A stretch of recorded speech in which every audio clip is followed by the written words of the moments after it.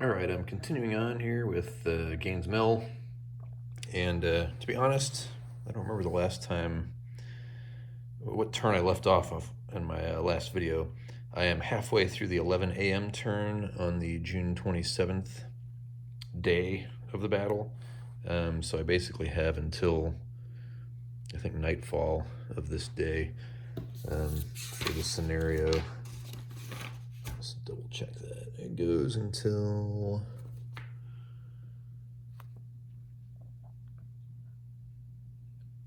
8 p.m. Okay, so yeah, that's the first night turn. So quite a few more turns to go, especially once you get to this point of the game where you have a wide assortment of troops in close contact with each other. You've got offensive and defensive fire for each phase of a turn, meaning each Confederate turn and each Union turn comprises a whole turn. So, you're looking here at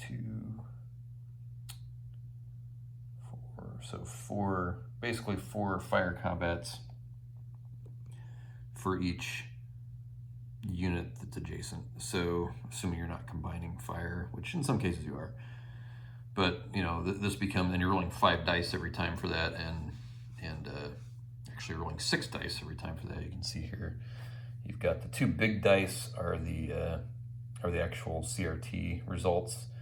The yellow die is your straggler result, the red die is your rounding die, and the black and white dice are your D66 morale dice. So, yeah, you're calculating a lot of shit every time somebody fires, and that happens 4 times each turn for every unit that's engaged. So, yeah, the game kind of grinds to a crawl once you get a big long line like this full of fire combats, and that's not even including close combat, which is a whole other kettle of fish, which is also about to start here because all these guys moved adjacent on their last turn. You can see all at these points of contact here and then over here on the flank, and you can see these guys they had some big rolls because they're all low ammo. And obviously I'm not going to pull them off the line to try and fix their ammo situation. So where they're at is just about to engage close combat. Here, there's these swamps that have made things slow. These guys then ran into forest and creeks there, which also slowed things down. But next turn, they're going to close combat the Union position here and see if they can just punch right through. You may notice, looking at the hole here, why there's 2 Confederate attacks going on here. Longstreet sitting over here. Yes, he finally did join. He finally moved from Mechanicsville and accepted his orders to move to Gaines Mill and then wait for their orders. Now his orders are to go over here and attack towards the McGee house right here. And those orders are not yet accepted. I won't roll until 11:30, which is next turn, to see if Longstreet accepts those. Old Jackson over here, and you can see this end. Well, where's Jackson? Hey, there he is. His original orders, which he accepted, I got lucky on, and that he accepted early. Were to go to Beulah Church and wait for further orders. He was in a D2 status, which means he needed to roll a 1 in order to accept those orders. Or rather, once he got here, his orders were to attack at Old Cold Harbor on the Union flank and attempt to take the Union flank and reach the McGee house. Those orders were in a D2 status, which means he needed to roll a 1 in order to get out of that status, which could take forever. So I opted to, hey, well, it's Jackson. He would take initiative, right? He wouldn't just sit and scratch his head over the orders.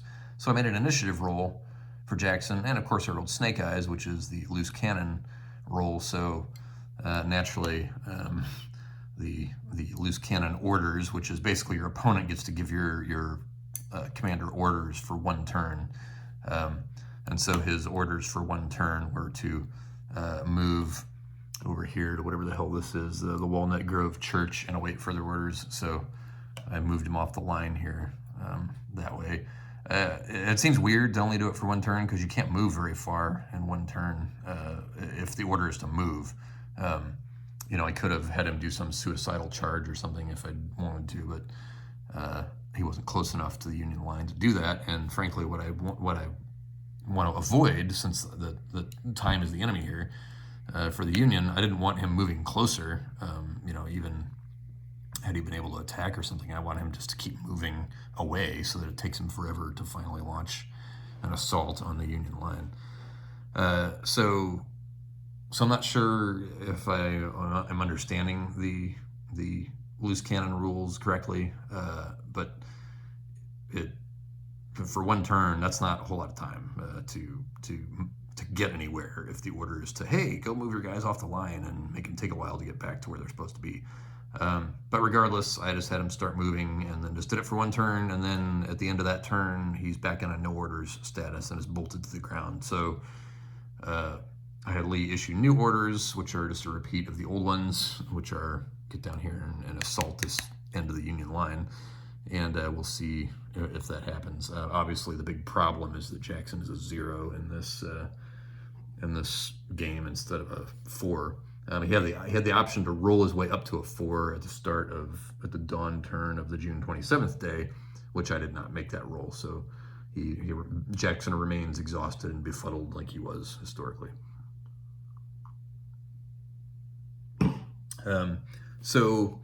Where things are right now, this end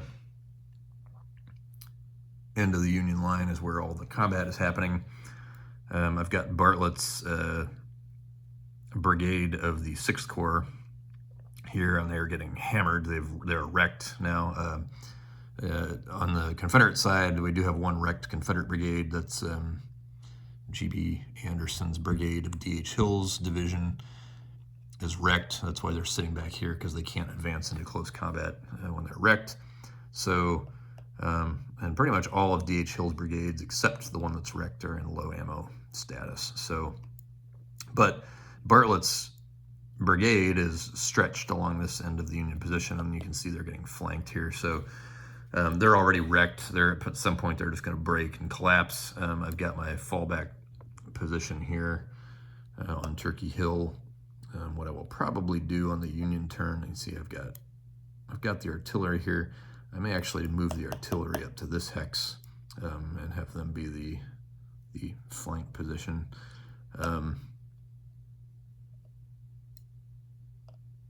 Tempting to try and disengage Bartlett at this point, but I may just let him soak up some more. First of all, he can shoot some more Confederates and then soak up more casualties before he finally routs. I've got two, I think both of these are AAA sized brigades, Taylor and Newton. They don't have as good a morale. Bartlett had the B morale. These guys are both C's, I think, but they are huge, and so I can spread them out along Turkey Hill here and protect the Union left flank. Should the Confederates start to roll it up here. But these Confederate units, aside from the wrecked brigade, I mean, look at my loss charts. They've all taken a lot of hits. Garland here is probably in the best shape of the Confederate brigades. He has a good 6 more steps that he can lose before he's wrecked. Colquitt here, not as in great a shape. He's only got 4 more steps before he's wrecked, and I think this is part of G.B. Anderson.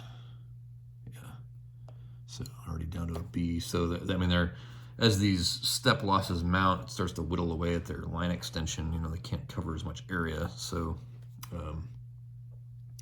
of the units, and that's Riley. I'm not sure where. Okay, actually, so this is the best unit right here in D.H. Hill's division right now. This is Rhodes. He has not taken any hits. So if there's one unit that will be responsible for rolling up the Union flank here, it's going to be Rhodes, who has not taken any hits yet. So he's got 8 steps that he can lose before he's wrecked. So he will have his work cut out for him, though, because if I get this artillery moved up, he's going to be taking artillery hits, on the approach to Turkey Hill here. So we will see. And, these guys are all in good shape. None of these 5th Corps units have taken much in the way of damage at this point. I think, just looking at the 5th Corps loss charts, I think Meade's taken a couple of hits, but he's got, that is,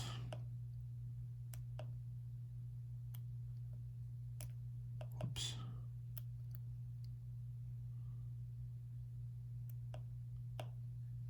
Yeah. It's actually Reynolds that's taken hits. Meade is down here. He's also taken hits, but Meade can take a lot of damage. He's got a huge brigade, and their morale is good. They're a B, so they can take, it's a AAA B unit, which can take a serious amount of punishment before they're wrecked. So, so they should be pretty good. It's the close combat that'll be the big factor. Will they get pushed out of the position that they're in? There's not, this is a pretty thin line. As you can see, it's all one line. I've got 1 brigade back here in reserve, in addition to the two 6th Corps brigades over here in reserve. So, that's going to be a question of, can the Union prevent routes from happening? Historically, what happened is the line, towards the end of the day on the 27th, the Union line just started to crumble at points, and then that panic set in, and the whole thing just kind of collapsed, and everybody fled to the river. And it was the late arrival of 6th Corps units, I believe it was 6th Corps. Yeah, it was 6th Corps, either 6th Corps or 2nd Corps. I think it was 6th, that showed up, crossing the Chickahominy, that showed up to shore up the Union position and prevent the 5th Corps from being completely destroyed. I don't think the Confederates have the capability, the offensive firepower to replicate that. Even if they were to break through here, there's not a lot of support for that. So, should the Union units rally and form a second line, I don't know if the Confederates have the support capability to exploit any breakthroughs they get on this first line. If Longstreet were already attacking right now, at a three-pronged hit along the Union line, they might be able to sustain any breakthroughs that they have. But only attacking with half of their forces, it seems unlikely that the sustained breakthrough could happen. So, presumably, barring a great roll, Longstreet may end up in delay. The same's going to happen with Jackson. Those guys may never attack the whole day, for all we know. And if that doesn't happen, then certainly I don't think the Confederates have what they need to inflict both the losses that they need to inflict and take the victory points that they need to take to get some sort of decisive victory from it.